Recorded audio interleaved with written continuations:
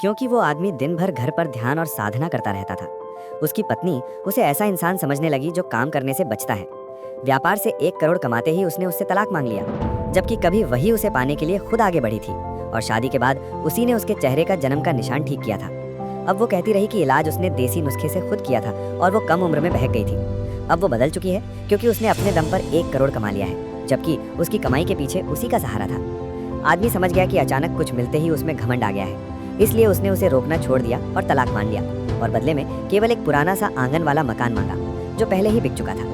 1 महीने बाद उसे तलाक का प्रमाण पत्र मिल गया और परिवार ने यह खबर उस अमीर युवक को देने का फैसला किया जिसे वो पसंद थी।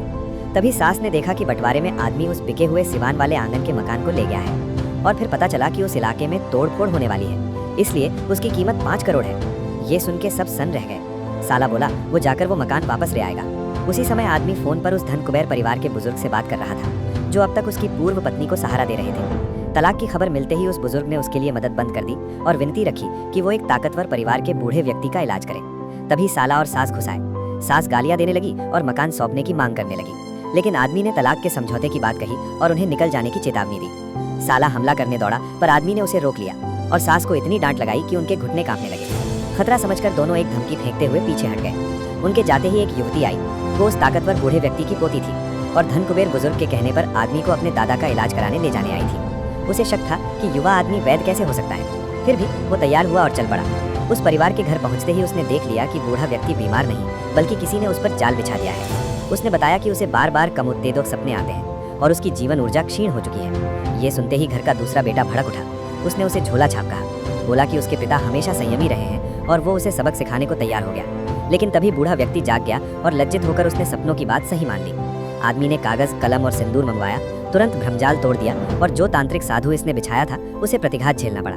इसके बाद दूसरे बेटे ने अपने गाल पर 2 थप्पड़ मारकर माफी मांगी और इलाज की फीस के रूप में 1 करोड़ दे दिया। उधर होटल के कैफे में पूर्व पत्नी अपनी सहेली के सामने दुखड़ा रो रही थी। सहेली ने कहा कि आदमी को पहले से तोड़-फोड़ की खबर थी और वो फिर से शादी कराने के लिए दबाव बना रहा है।